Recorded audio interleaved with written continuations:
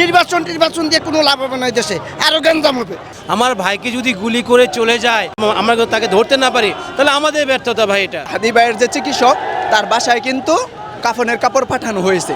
আসলে এত কিছুর মধ্যে এত বড় একটা আন্দোলন হচ্ছে চলমান, তার মাঝখানেও তারা কতটা শক্তিশালী হইলে হাদি আজীবন বেঁচে থাকবে মানুষের মনে। যতদিন বাঙালি থাকবে ততদিন হাদি অবশ্যই বাঙালির বুকে বেঁচে থাকবে।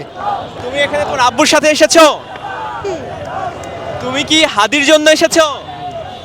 কেন স্বরাষ্ট্র উপদেষ্টা যখন হাদিকে মারা হলো, ঘন্টার পর ঘন্টা পার হয়ে গেল, কেন বর্ডারগুলো বন্ধ করে দিল না?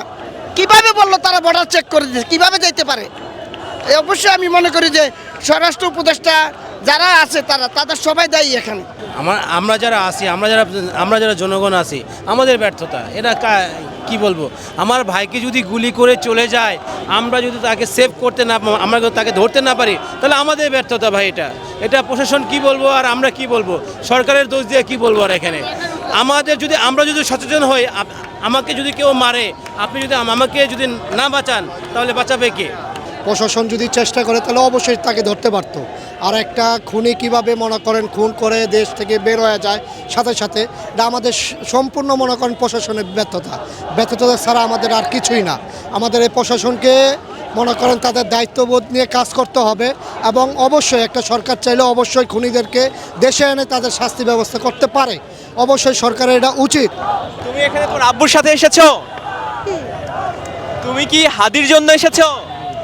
এটা খুব খারাপ লাগছে, কারণ হাদি ভাই আমাদের দর্শকের ভালো ছিল এবং সে এই বাংলাদেশের জন্য অনেক একটা অনুপ্রেরণা এবং অনেক সুন্দর কাজ করতেছিল, কিন্তু ইন্ডিয়ার সন্ত্রাসবাদ, আওয়ামী লীগ সন্ত্রাসবাদ এসে তাকে গুলি করে মেরে ফেললো।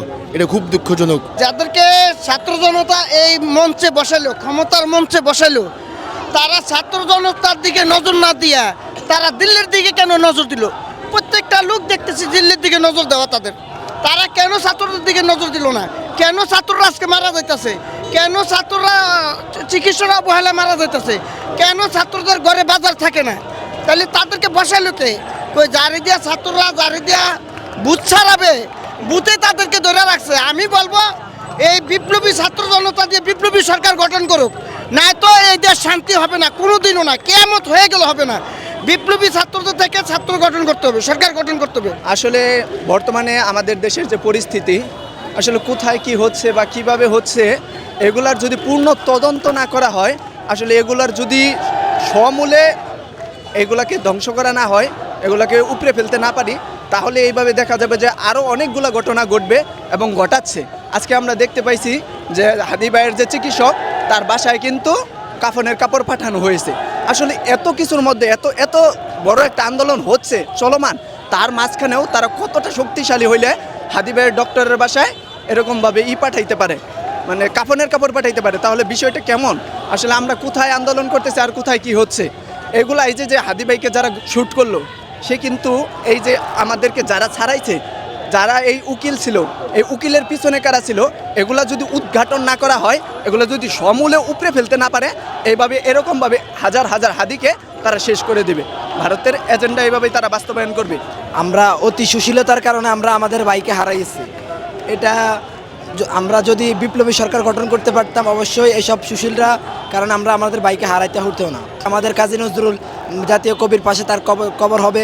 তবে আমি আশা করছিলাম যে জাতীয় সংসদ ভবনের পাশে হলে আরও ভালো হতো, কারণ ওইখানে আপনার যে ভারতীয় আগ্রাসনের প্রতীক একটা সংসদ পদপ্রার্থী ওইখানে থাকতো।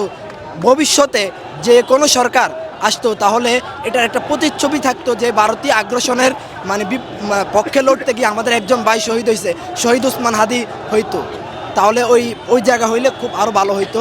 এখন যেহেতু কাজী নজরুল পাশে হয়েছে, এটাও খুব ভালোভাবে আমরা দেখা দরকার, এটাও খুব ভালো হয়েছে।